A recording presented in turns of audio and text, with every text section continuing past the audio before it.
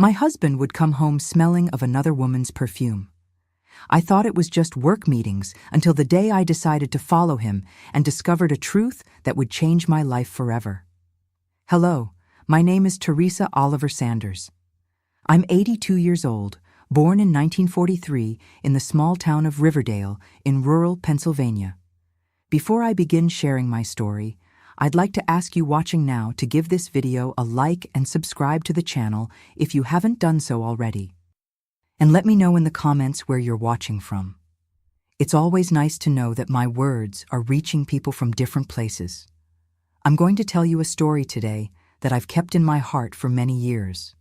A story of pain, but also of rebirth. You know, when I was young, I was a girl full of dreams.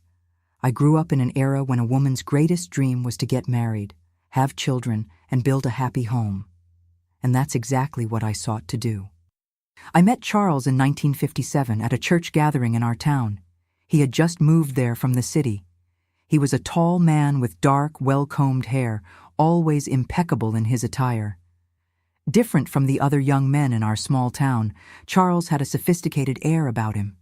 He spoke well, had studied more than most, worked as a salesman for a large construction materials company, and had plans to move up in life. I fell in love almost instantly. At the time, I was 18 and had never had a serious relationship. Charles was 25, had lived more, seen more of the world. When he began courting me, my friends were green with envy. "Teresa, you've caught the best bachelor in town," they would say, laughing. And I truly believed I had been blessed. We dated for just over a year. My father was strict, one of those old-fashioned men. He didn't allow us to be alone. There always had to be someone nearby. Today I understand he just wanted to protect me, but at the time I thought it was excessive. We married in May 1958 in a simple but beautiful ceremony at the town's main church. I remember every detail of that day. My white dress sewn by my mother and aunts, the wildflowers decorating the church, Charles's smile waiting for me at the altar. I swore that would be the beginning of the perfect life I had always dreamed of. Shortly after the wedding, we moved to Chicago. Charles had gotten a promotion at his company. He would now be a sales supervisor in the big city. I had never left my small town. Imagine the shock. Chicago was already enormous back then, noisy, full of cars and hurried people. In the first few months, I cried from homesickness for my family, my friends, the peaceful rhythm of my little town. But Charles said it was the price of progress, that we had to sacrifice some things to achieve better ones. We rented a small apartment in Lincoln Park.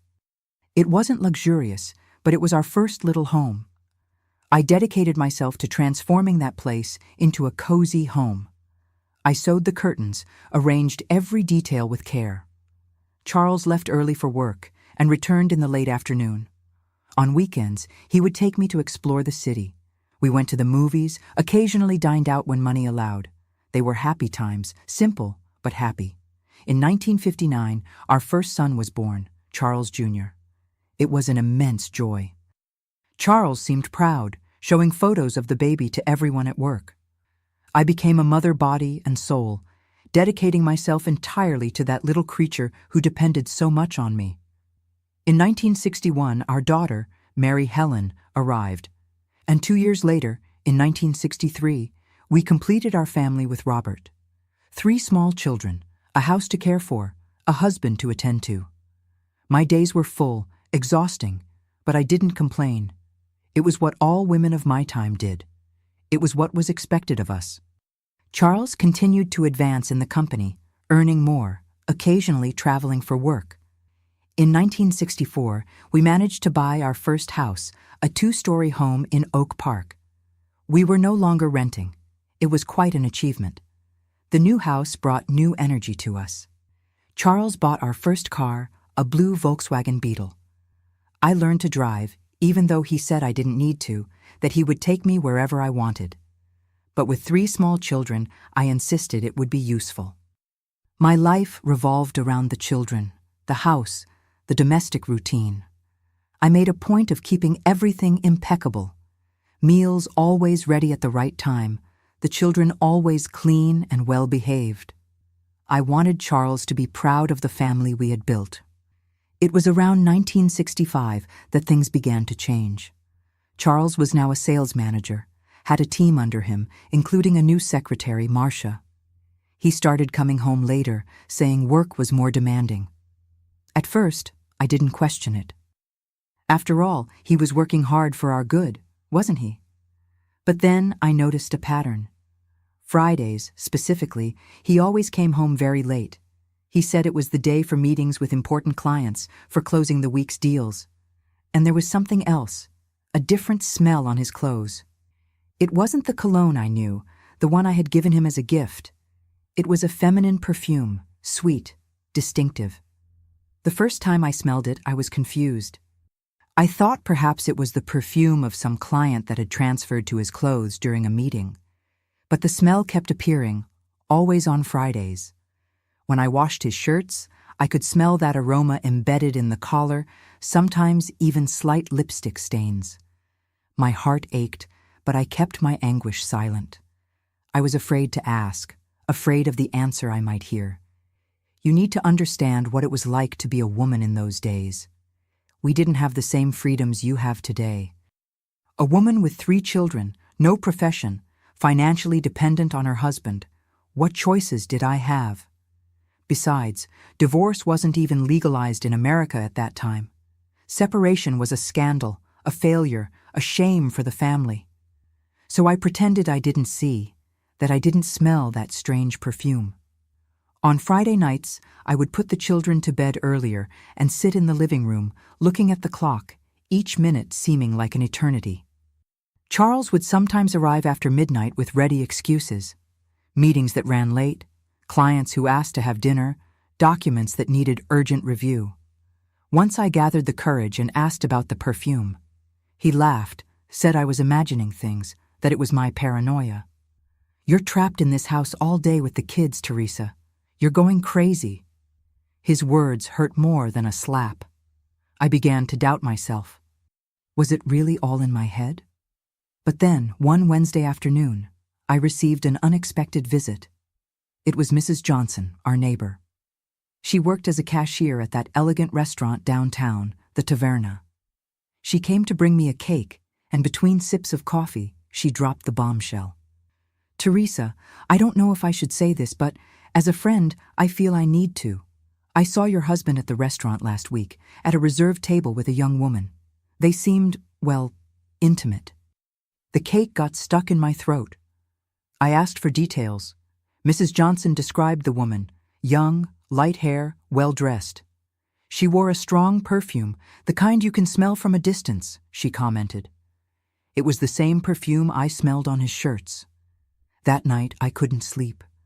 The suspicions I tried to suppress now had a face, a place. Charles was cheating on me, probably with that secretary of his. Marcia had come to dinner at our home several times, had held my children in her arms, had praised my cooking, and now she was destroying my marriage. I decided I needed to be certain. I couldn't live in that anguish, that doubt anymore. The following Friday, I prepared everything, got the children ready, and left them with Charles's sister, saying I needed to do special shopping for his upcoming birthday. I wore my best outfit, that navy blue ensemble I saved for special occasions. I put on lipstick, fixed my hair. In my coat pocket, I placed the money I had been saving in secret, a few dollars from each grocery trip, from each purchase I made. I took a bus downtown and waited in front of Charles's office. My heart was beating so hard, I thought people on the street could hear it. When he came out, around 6 in the evening, he didn't head toward the bus stop that would take him home. He walked in the other direction. I followed, keeping my distance, hiding behind other people. He walked a few blocks and entered a flower shop. He came out with a bouquet of red roses. The tightness in my chest increased. Who were those flowers for? Certainly not for me, who hadn't received flowers since the birth of our youngest child. I continued following him. A few blocks later, he arrived at the Taverna, the same restaurant Mrs. Johnson had mentioned. He entered confidently, like someone who knows the place well. I waited a few minutes outside, gathering courage. Finally, I went in too. The restaurant was elegant, with white tablecloths, candles, soft music in the background. I asked to use the bathroom, and on the way, I saw it. The table in the somewhat hidden corner. Charles sitting with his back to the entrance, facing her. Marcia, his secretary, smiling as she received the roses. They toasted with glasses of wine, their hands touching across the table, and then he leaned in and kissed her on the lips. A lingering, passionate kiss. I felt like I'd been punched in the stomach. The air left me, my legs weakened. I ran out of the restaurant, not caring about the curious glances from other diners. On the street, the tears came uncontrollably. I cried at the bus stop. I cried during the entire journey back. I cried while picking up my children from my sister-in-law's, but when I got home, I dried my tears. A strength I didn't know I had took over me. It wasn't just about me anymore. It was about my children too. What example would I set for them if I accepted this situation? What lesson would my daughter learn about her value as a woman? I put the children to bed and waited. That night, Charles came home later than usual, after 1 a.m. He carried on his lapel the same perfume I now knew so well, Marcia's perfume. When he entered the bedroom, thinking I would be asleep, I turned on the bedside lamp. "We need to talk, Charles," I said, with a calmness I don't know where I found. He stood frozen at the door, still holding the doorknob. I noticed the fear in his eyes, that look of someone caught by surprise. He tried to cover it up, of course. He smiled slightly and asked what was happening, why I was still awake at that hour. "I know where you were today. I was there. I saw you with her." The smile disappeared from his face. Charles closed the door slowly, as if fearing to wake the children, but I think, in reality, he was buying time to think of an excuse. He sat on the edge of the bed, his back to me, and began to remove his shoes. I remember observing his hands trembling slightly. "I don't know what you're talking about, Teresa. I've been working until now, meeting with clients." The lie came out so naturally that, for a second, I almost doubted what I had seen with my own eyes. Almost. But her perfume still hung in the air around him, reminding me of the truth he was trying to hide. "I saw you at the taverna with Marcia. I saw the flowers you bought for her. I saw you kissing her." He turned to me, his face a mixture of surprise and indignation. How dare I, his submissive wife of so many years, confront him like this? He tried indignation first. "You followed me? What kind of wife does that? Don't you trust me after all these years?" But I realized his words didn't have the force of innocence. It was the anger of someone who had been discovered, not of someone who had been unfairly accused. I didn't avert my gaze. I didn't back down. Years of doubt, months of anguish with that perfume, gave me a firmness I didn't know I had. "Answer my question, Charles. Are you having an affair with your secretary?" Silence filled our bedroom for a few seconds that seemed eternal. Outside, the city slept. In the room next door, our children dreamed, oblivious to the earthquake that shook the foundations of our family. Finally, he sighed in defeat. "You weren't supposed to find out like this." 5 words that confirmed my worst nightmare, and at the same time, freed me from the doubt that had been consuming me. I felt hot tears rolling down my face. But they weren't tears of sadness alone. There was anger there, anger for having been deceived, for having my trust so coldly betrayed. "How long?" I asked, my voice almost a whisper. Charles stood up, began to pace the room. He seemed relieved to finally be able to speak, as if keeping that secret had also been a burden for him. "A little over a year. It started during a business trip to New York. She went with me to organize the presentation documents. A year, more than a year of lies, of sleepless nights waiting, of Fridays tormented by her perfume. I closed my eyes, trying to process the extent of the betrayal. It wasn't a slip, a momentary error. It was a conscious choice, repeated week after week. Why, Charles? What did I do wrong?" He sat down again, now in the armchair near the window, distant from me, both physically and emotionally. It's not you, Teresa. You didn't do anything wrong. It's that you changed. After the children, you only think about them, only talk about them. The house, the boys, Mary Helen. There was no space left for us, for me. Marcia listens to me. She's interested in my work, my ambitions. His words hit me like stabs. I had dedicated my life to building our home, to caring for our children, and now that was being used against me.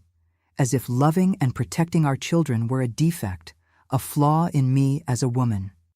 So it's my fault for being a mother, for taking care of the family we built together. Charles ran his hand through his hair in a gesture of frustration I knew well. I'm not saying it's your fault. I'm just trying to explain what happened. Marcia is different. She's young, lively, without the responsibilities you have. She makes me feel alive again. Each comparison was a new wound. The pain gave way to indignation. I thought of the sacrifices I had made, the sleepless nights with sick children, the meals prepared with care, the always impeccable clothes he wore to impress his clients and colleagues. All my effort to be the perfect wife, and in the end, it hadn't been enough. Do you love her? The question escaped before I could contain it. Part of me didn't want to know the answer, but another part needed to hear the whole truth, however painful it might be. Charles hesitated, and his hesitation was answer enough. It's complicated, Teresa. I enjoy her company, her energy. But you are the mother of my children. We have a history together. It wasn't love for me. It was convenience, obligation. I deserved more than that. My children deserved more than a father who lived a lie. What do you intend to do now? Continue deceiving us, living this double life? He stood up again, restless, unable to face my gaze directly. I thought about us separating. You would keep the house, of course, and I would help financially with the children. I could see them on weekends, maybe. The coldness with which he spoke about destroying our family shocked me, as if he were discussing a commercial transaction, not the end of almost a decade of marriage, the future of 3 innocent children. The reality of the situation began to weigh on my shoulders. A separated woman in the 60s, with 3 small children to raise, no profession, no income of her own. The world out there would be cruel to me. You already have everything planned, don't you? While I was here, naively believing in our marriage, you were already planning to abandon us. Charles had the decency to look ashamed. It's not like that, Teresa. I still hadn't made a definitive decision, but now that you know, maybe it's better for everyone if we go our separate ways. At that moment, a clarity took hold of me. I saw my future dividing into 2 possible paths. I could despair, beg him to stay, accept crumbs of attention, and live in the shadow of another woman. Or I could find the strength to go on alone, to show my children what dignity and self-respect mean. The choice, though frightening, was clear. No, I said firmly. You're not simply going to decide our future like this. This house was also built with my work, my sacrifice. If anyone is going to leave here, it's you. The surprise on his face would have been comical in another situation. Charles wasn't expecting resistance from the submissive wife he knew. That new Teresa, with a firm voice and determined gaze, was a stranger to him. You can't be serious. How will you support yourself?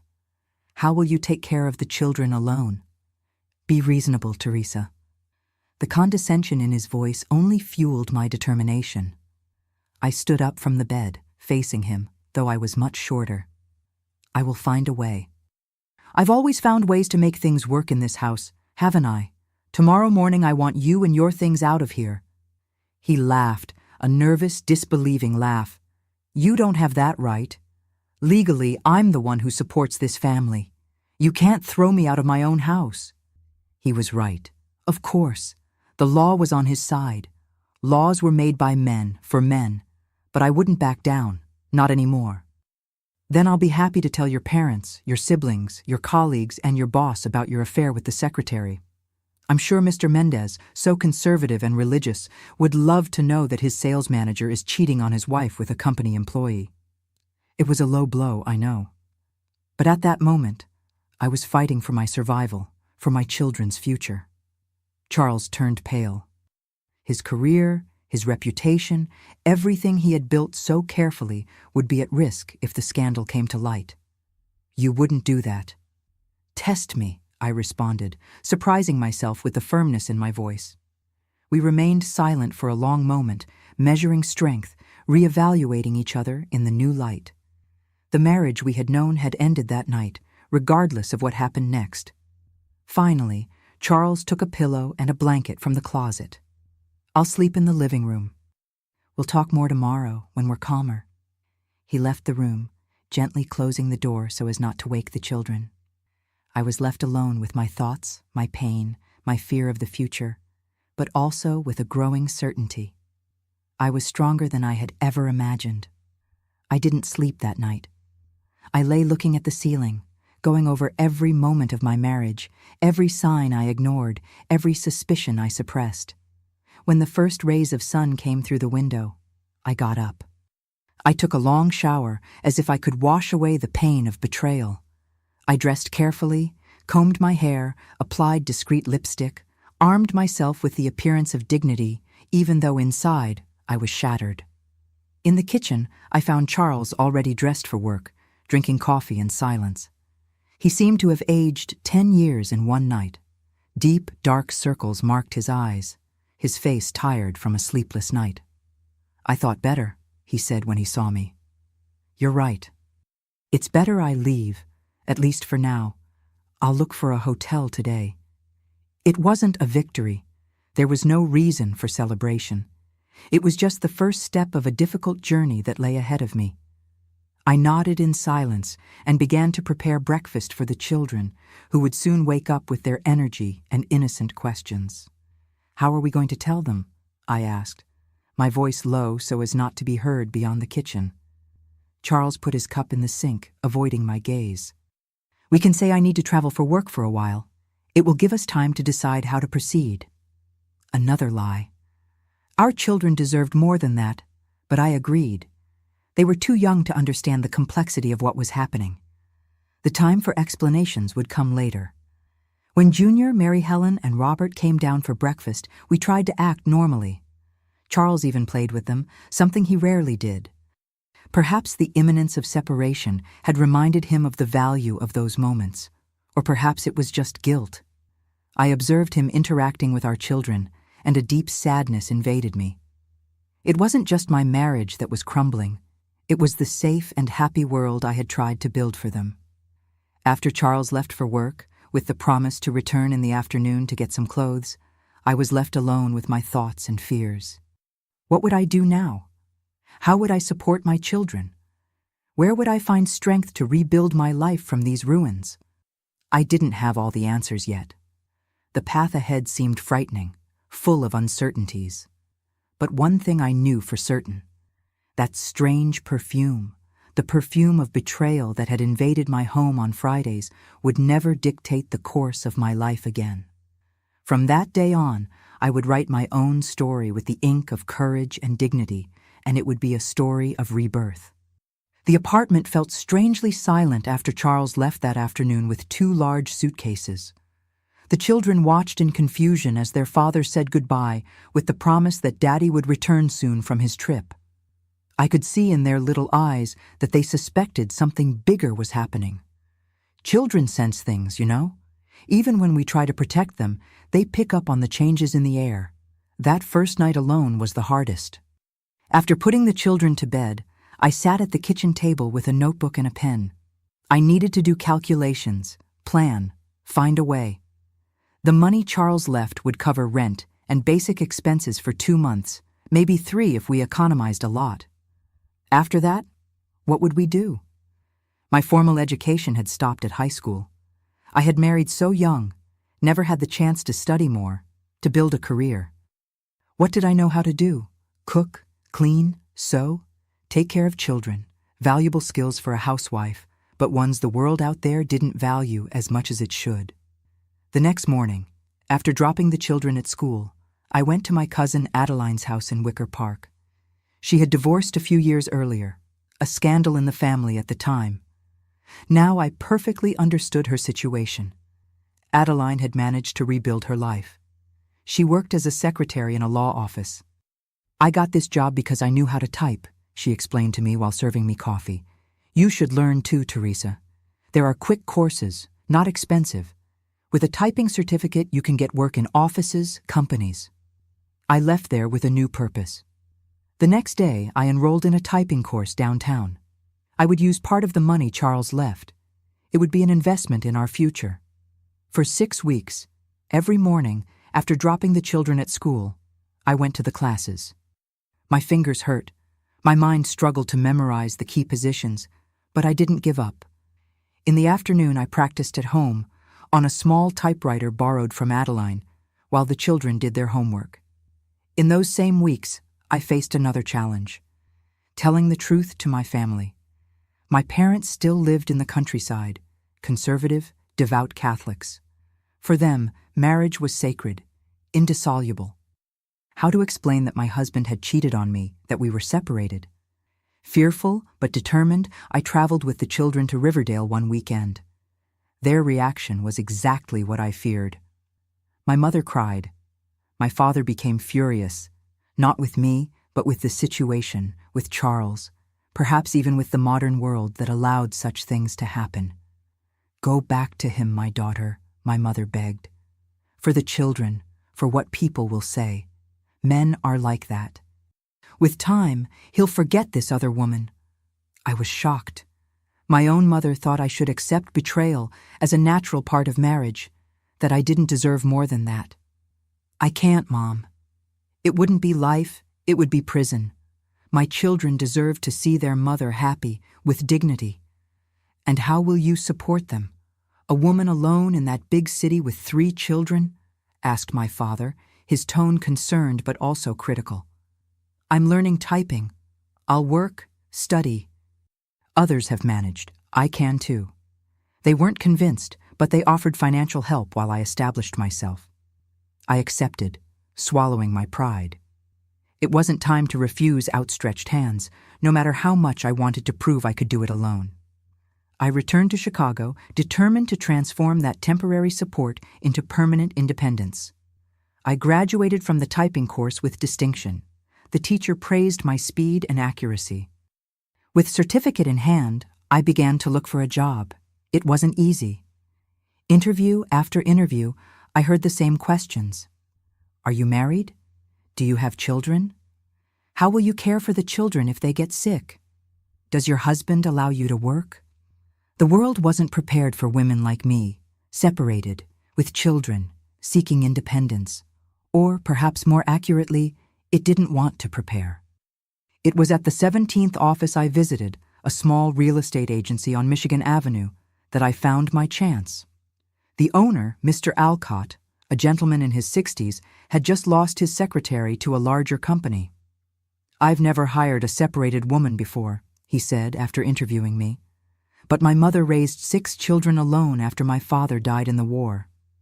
If you have half her strength, you'll do well here." I started working the following week. The salary was modest, less than half of what the previous secretary earned, but I accepted. It was the beginning, the door I so needed to open. The hours were from 8 to 5 with an hour for lunch, enough time to take the children to school before work, but not to pick them up. That's when I met Mrs. Wilson, a widowed lady who lived in the apartment next door. I offered to pay her to pick up Junior, Mary Helen, and Robert from school and stay with them until I returned from work. Money was tight, but this help was essential. "Keep your money, my dear," said Mrs. Wilson when I tried to pay for the first month. "I was also abandoned by my husband when young. I know how hard it is. You can pay me by making a cornbread on Sundays. It's my grandson's favorite when he visits." That unexpected generosity moved me to tears. I began to realize that, although the world could be cruel to a woman in my situation, there were also good people willing to extend a hand without judgment. At work, I faced new challenges. Mr. Alcott was fair, but some clients looked at me with distrust when they discovered my situation. Once I heard a man mutter to another in the waiting room, "A separated secretary, Imagine the moral values. Be careful what you say in front of her.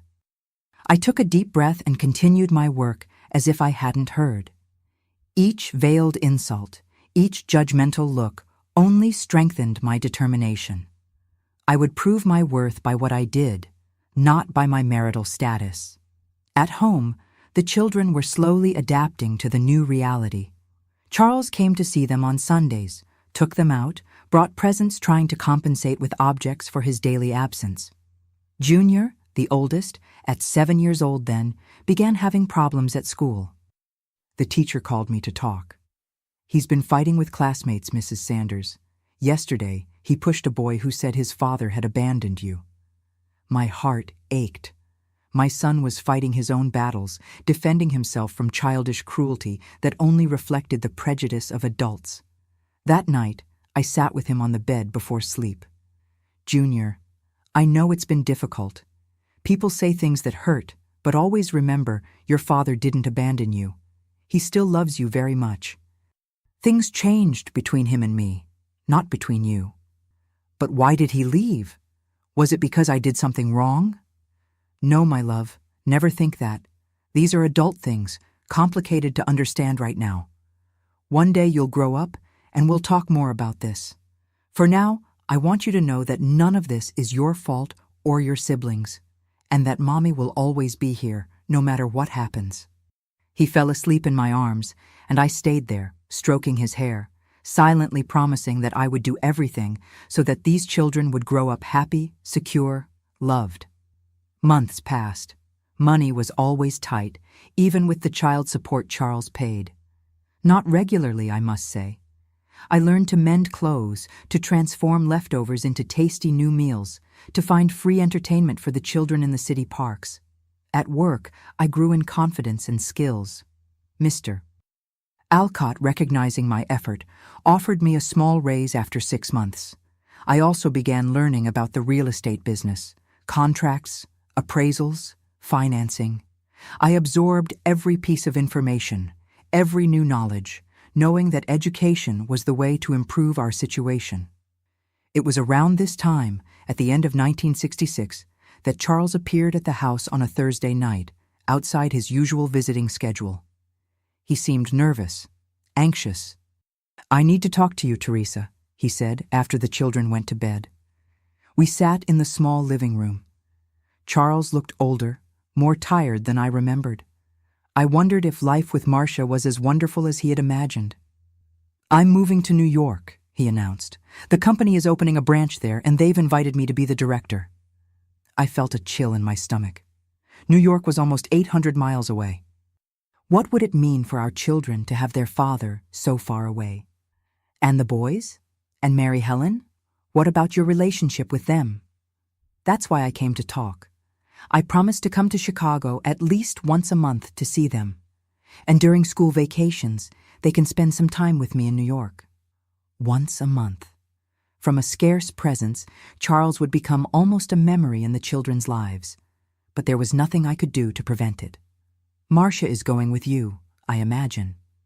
He looked away, confirming without words. "Yes, actually, we're expecting a child." Those words hit me like a punch. A child. While my children would lose even more of their father's presence, another would be raised with him daily. The injustice of it suffocated me for a moment. "I hope you're a better father to that child than you've been to ours these last few months." It was all I could say, my voice trembling with contained emotion. Charles had the decency to look ashamed. He promised to increase the child support to compensate for his less frequent visits. Promises. Men like him always had so many promises on the tip of their tongue. After he left, I cried. Not for the loss of him as a husband, that pain had already healed, but for what his children would lose. However, as in every difficult moment since our separation, I dried my tears and sought strength within myself. If Charles would be even more absent, I would need to be even more present, even stronger. The following week, I enrolled to complete my studies in the evening program. Mr. Alcott, understanding, allowed me to leave half an hour early to get to classes. Mrs. Wilson agreed to stay with the children for a few more hours. The routine became exhausting. Work, studies, children, house, but each small progress fueled my determination. On nights when fatigue seemed unbearable, when bills piled up on the table and money didn't last until the end of the month, I would look at my 3 children sleeping and find the strength to continue. They were my purpose, my motivation, my greatest achievement. The year 1967 brought new challenges and small victories. Charles moved to New York as planned.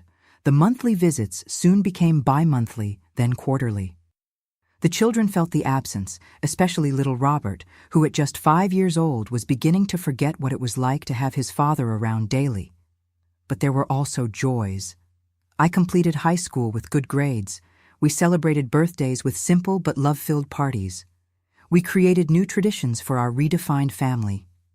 In December of that year, I managed to save enough to buy a small Christmas tree and modest presents for each child. On Christmas Eve, while they slept anxiously awaiting the next morning, I sat alone in the living room, contemplating the colorful lights on the tree. I reflected on the path traveled since that fateful Friday when I smelled the perfume of betrayal and decided to follow Charles. In less than 2 years, my life had completely transformed. From dependent and insecure wife to working woman, student, single mother, fighting for a better future. The path would still be long and difficult, I knew. But looking back at the obstacles I had already overcome, I felt a quiet pride growing inside me. That strange perfume that once caused me so much anguish had ironically opened the door for me to discover a Teresa I didn't even know. Strong, resilient, capable. The next morning, I woke to the excited shouts of the children, discovering their presence under the tree. Their smiles, their laughter were proof that we were moving forward. Not in the way I had imagined when young, not through the traditional path society expected, but through our own trail, built with courage and determination. And on that Christmas morning of 1967, among hugs and torn wrapping paper, I made a silent promise to myself. The story of my life would not be defined by the betrayal I suffered, but by the strength with which I rose after it. The perfume of betrayal had dissipated. Now we breathed the sweet aroma of reconstruction, of renewed hope. The years that followed were a long and arduous journey of self-discovery and growth. In early 1968, I made a decision that would completely change the course of my life. I enrolled in an evening teacher education program. Mr. Alcott, my boss at the real estate agency, not only supported my decision, but adjusted my schedule so I could attend classes. Education is the only asset no one can take from you, Mrs. Sanders, he told me with the wisdom of his many years. The course was demanding, especially for someone in my situation. I woke at 5 a.m., prepared coffee and lunches for the children, tidied the house, worked all day, studied at night, and still needed to find energy to help with the kids' homework. Many times I fell asleep over my books, exhausted, only to wake a few hours later and start all over again. Junior, now 10, became my great ally. He took on responsibilities beyond his age, helping care for his younger siblings, assisting with household chores. Sometimes I worried if I wasn't robbing him of his childhood, if I wasn't placing too much weight on those young shoulders. "You don't need to do all this, son," I would say when I found him washing the dinner dishes or folding clothes. "I want to help, Mom. You do so much for us." Those words filled my eyes with tears. My boy was growing up seeing the example of hard work and perseverance, and it was shaping him into a responsible and compassionate young man. Mary Helen, at 7, also found her way to contribute, taking care of little Robert while I studied. The 3 formed a united team, as if they intuitively understood that we needed each other to survive in that world that didn't make life easy for families like ours.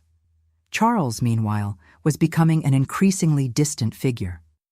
The promised visits became rare. The child support arrived with frequent delays. I learned through mutual acquaintances that he and Marcia had had a boy whom they named Richard. I tried not to harbor resentments. After all, that child wasn't to blame for his father's mistakes, but it was difficult not to feel a twinge of hurt thinking that my children were deprived of their father's presence. while the other received full attention. In 1969, a new challenge presented itself. The owner of the building where we lived decided to sell the apartments. We would have 6 months to leave or buy the property. Buying was completely beyond our financial possibilities. The prospect of finding another place to live with a rent we could afford, in a location that would allow the children to stay at the same school and me at the same job, seemed almost impossible. It was during this time that Mr. Alcott, noticing my constant worry, called me for a conversation in his office. "Mrs. Sanders, you've worked with me for almost 4 years. I've never seen a more dedicated and competent employee. You know the real estate market as well as I do now." I thanked him, confused about where this conversation was leading. "I have a proposal for you. My wife and I bought a little house in Florida for our retirement. We're thinking of moving there next year. I want to sell the agency, but not to just anyone. I want someone who will care for the business as I have for 30 years. My heart accelerated. Was he suggesting what I thought? "Would you be interested in buying it? I can facilitate the payment, make a fair price, teach you everything you still don't know about managing the business." I was speechless. Buy a business? Me, who could barely pay the monthly bills. It seemed an impossible dream. "Mr. Alcott, I'm very grateful for the trust, but how would I pay? I don't have savings. I'm just a determined woman who transformed her life when everything conspired against her," he completed. "Think about it. With the profits from the agency, you could buy your own house, give better education to the children. Consider it an investment in your future." I spent sleepless nights thinking about the proposal. I consulted Adeline, my cousin, who encouraged me to accept. I talked with my parents, who offered their modest savings to help with the down payment. Even Junior gave his opinion, with wisdom beyond his years. "Mom, Mr. Alcott trusts you. I trust you too." After weeks of reflection and planning, I accepted the proposal. We would sign a contract where I would give a small down payment and pay the rest over 5 years with a percentage of the profits. It was risky, scary, but also exciting. In January 1970, I officially became the owner of Alcott Real Estate. I kept the name in honor of the man who believed in me when few would. Mr. Alcott remained as a consultant for 6 months, teaching me the secrets of the business, introducing me to important clients, opening doors that would normally be closed to a woman in that sector. The first months were exhausting. Managing a business, however small, demanded much more from me than being an employee. Responsibilities multiplied, as did concerns. I hired a secretary, making a point of choosing a divorced woman with a child, giving her the same chance I had received, and I threw myself headfirst into the work. Surprisingly, being a woman in the real estate market turned out to be an unexpected advantage. Many female clients preferred to negotiate with me, feeling more comfortable and understood. I developed a different approach, less aggressive and more empathetic, which attracted families looking for their first home. Gradually, I built a reputation for honesty and competence that transcended gender prejudices. In August of that same year, with the first consistent profits, I managed to make a down payment on a small house in Oak Park, not far from the one I had shared with Charles years earlier. It was modest, needed renovations, but it was ours. I remember crying with emotion upon receiving the keys, a tangible symbol of our new life, conquered with so much sacrifice. The children were euphoric about the move. For the first time, each would have their own room. Junior, now 11, helped paint the walls of his, choosing a vibrant blue. Mary Helen decorated hers with magazine clippings and drawings she made at school. Little Robert, at 7, insisted on a bookshelf for the books he was beginning to collect. My youngest was already showing a love for reading that made me so proud. In December 1970, I graduated from the teaching program. The ceremony was simple, but to me, it meant the world. My children were in the audience, along with my parents, who came specially from the countryside for the event. Junior took a photo of me receiving the diploma. I still keep that picture, yellowed by time, a testament to my perseverance. Although I now had my own business, I didn't abandon the dream of teaching. In 1971, I secured a position as a substitute teacher at a municipal school near home. I organized myself to teach in the mornings while managing the real estate agency in the afternoons, with the help of my efficient secretary, Mrs. Lewis. Teaching revealed itself as my true vocation. There was something deeply gratifying in seeing the curious little eyes of the children light up when they understood a new concept, in shaping young minds, in being an example that knowledge transforms lives. Many of my students came from humble families, some facing difficult situations at home. I recognized in their gazes the same determination I saw in my children's eyes, the will to overcome adverse circumstances. Around this time, I received an unexpected call from Charles. We hadn't spoken directly in over a year. Our communications were limited to messages transmitted through the children during his rare visits. "I heard you've been quite successful, Teresa, a businesswoman now. Imagine that." There was a note of surprise in his voice, perhaps even a touch of resentment. "Life goes on, Charles. We do what we need to for our children." He hesitated before revealing the true reason for the call. "I'm coming back to Chicago.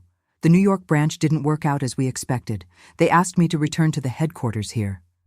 My heart accelerated. What would this mean for us, for the children? And Marcia, the baby? Another uncomfortable silence. "They're not coming with me. Well, it didn't work out between us either." A petty part of me wanted to laugh at the irony. The man who destroyed our family for a passion now saw that same passion dissolve. But I suppressed that impulse. Nothing good would come from feeding old resentments. "I'm sorry," was all I said, and I surprised myself by actually feeling a bit of compassion.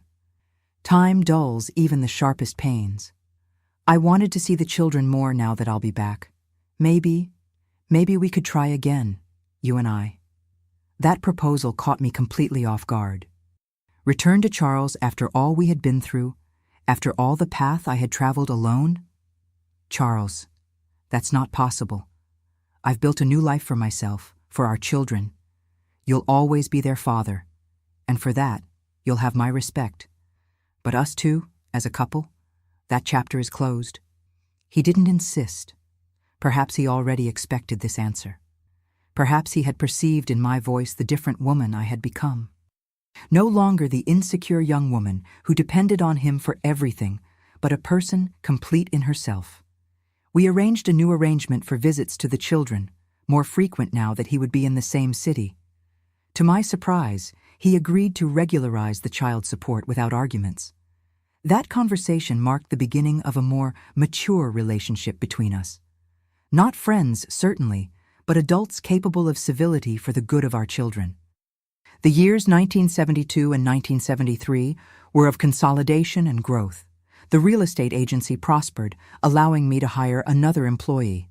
I secured a permanent position as a teacher, dividing my time between the classroom and business. The children flourished at school. Junior was already talking about going to college for engineering. Mary Helen showed talent for the arts. Robert devoured books with impressive voracity. Our house became a true home, full of laughter, music, lively conversations during dinner. On Friday nights, I instituted the tradition of a special dinner.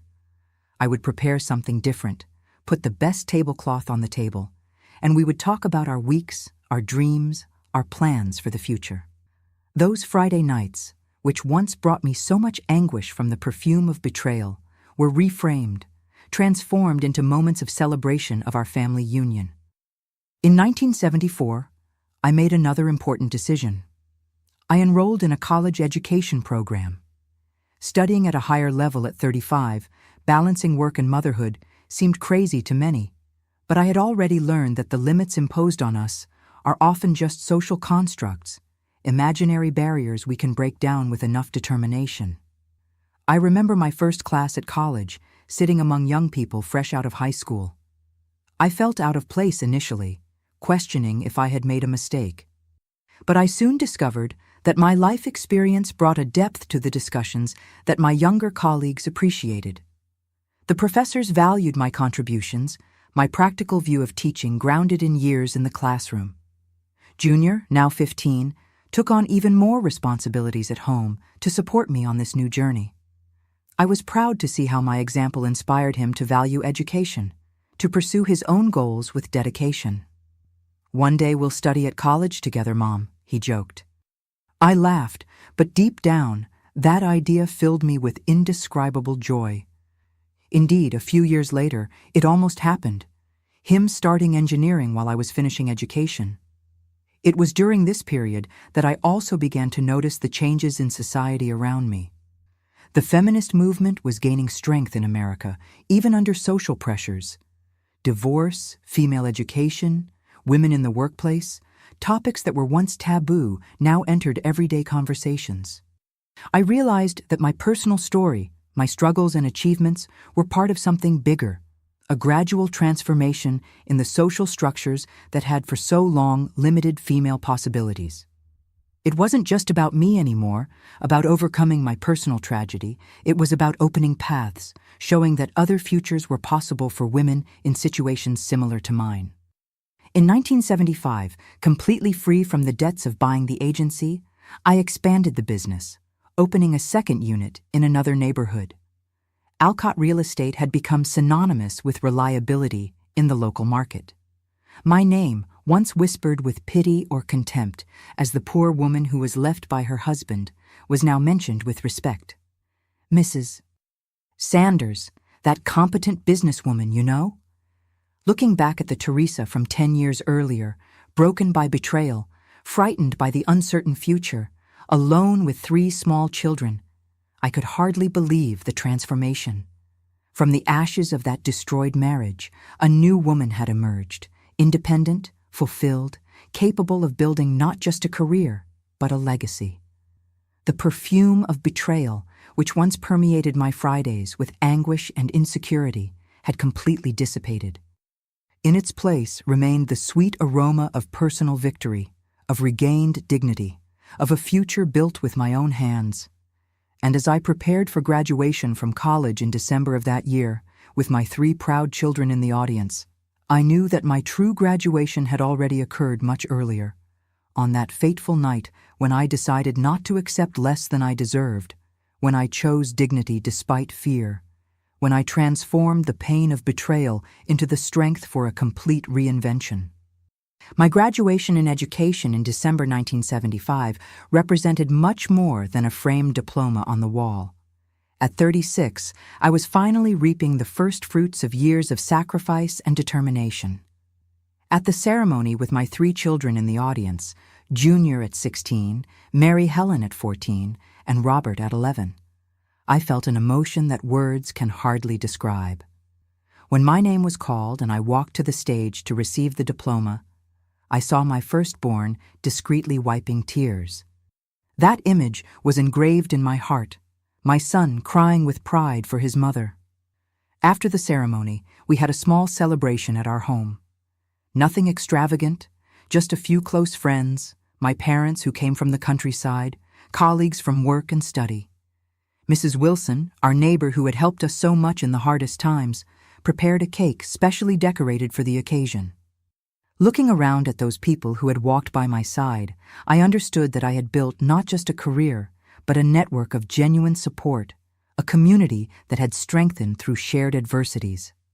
The year 1976 brought an unexpected opportunity. The principal of the school where I taught was retiring, and to my surprise, recommended me to take her place. Teresa has the perfect combination of classroom experience, academic training, and administrative skills, she argued to the Board of Education. Besides, she knows the reality of our students like few do. Assuming the direction of a municipal school meant a better salary, more stability, but also more responsibilities. I would need to reorganize my life again, find a balance between the new role and the management of the real estate agency. After much reflection and conversations with my children, I accepted the challenge. "Mom, you always taught us not to be afraid of opportunities," said Junior during one of our Friday dinners. "Now, it's your turn to follow your own advice." With the support of my children, and trusting in Mrs. Lewis's competence, whom I promoted to manager of the main agency, I embarked on this new journey. The transition wasn't easy. I faced resistance from some older teachers who doubted my capacity or resented being passed over for the position. Some parents questioned if a woman without a husband could be a suitable example of leadership. But I had already learned to transform prejudices into fuel for my determination. I worked tirelessly to prove my worth, not out of vanity, but because I deeply believed in the importance of education as a tool for social transformation. The same education that had changed my trajectory could change that of hundreds of children under my responsibility. At home, the dynamics were also changing. Junior was preparing for college entrance exams, dreaming of the engineering school at the University of Chicago. Mary Helen, now a teenager, revealed herself as a talented artist, especially in painting. Robert, my introspective youngest, continued devouring books, developing a special love for American literature. Charles, keeping his word, maintained regular visits to the children, though our relationship remained strictly cordial. Once, during one of these visits, he looked at me differently. "You did it, didn't you? Everything you said you would do that night. You really did it." There was no resentment in his voice, just a sincere observation, perhaps even a touch of admiration. "I had no choice," I responded simply. "Or rather, I chose not to give up." He nodded thoughtfully. "You know, sometimes I wonder how it would have been if I had stayed, if I hadn't made that mistake." For a moment, I allowed myself to imagine that alternative path. The preserved marriage, the intact family, the Sunday dinners with everyone at the table. But then I realized, in that scenario, I probably would never have discovered my own strength, never would have pursued higher education, never would have become a businesswoman or principal. The pain of betrayal, paradoxically, had been the catalyst for my transformation. We can't go back, Charles. What happened, happened. The important thing is that now we're doing the best for our children, each in our own way. That conversation marked a kind of definitive closure between us. We were no longer husband and wife with an open wound, but two people who once shared a life and now followed different paths, united only by the love for their common children. The following years brought both challenges and achievements. In 1978, Junior was admitted to the University of Chicago for engineering, fulfilling his dream. The celebration at our house was memorable. My son would be the first in the family to enter a prestigious university. My parents came from the countryside especially for the occasion. My father, emotional as I had rarely seen him. "My daughter," he said, holding my hands. "When you left home with that young man, I feared for your future. When you separated, I thought all was lost. Forgive an old man for doubting you. Look what you've built. Look at the man you raised." Those words healed old wounds that I didn't know were still open. My father's approval, so difficult to win, meant that I had finally completely transcended the stigma of the separated woman, the single mother that society expected to fail. 1979 brought a decisive moment for American society. No-fault divorce laws were expanding across the country. Although Charles and I had been separated for more than a decade, we had never legally formalized the situation. Now, finally, we could regularize what life had already defined so long ago. The official divorce was calm, almost anticlimactic. We signed the papers without extreme emotions. Time had placated the hurts, transformed the broken love into a mature acceptance of the shared past. For me, that signature represented not the end of something, but the confirmation of a new beginning that had been underway for a long time. In the early 1980s, I faced another kind of challenge. Mary Helen, always my most impetuous child, announced that she wanted to study fine arts in New York. "It's the best art school in the country, Mom," she argued, eyes shining with hope. The idea of my daughter moving to another city terrified me. I still saw her as my little girl, although she was already a young woman of 18. My protective instinct screamed to keep her close, safe under my wings. But then I remembered the courage I needed to break with imposed expectations, to seek my own path. What right did I have to deny my daughter the same freedom to pursue her dreams? If that's what you really want, Mary Helen, then we need to plan how to make it possible, I replied, swallowing the fear that tightened my throat. Her smile, radiant with gratitude and relief, compensated for the tightness in my heart. In the following months, we saved for her move, researched safe dormitories, planned every detail.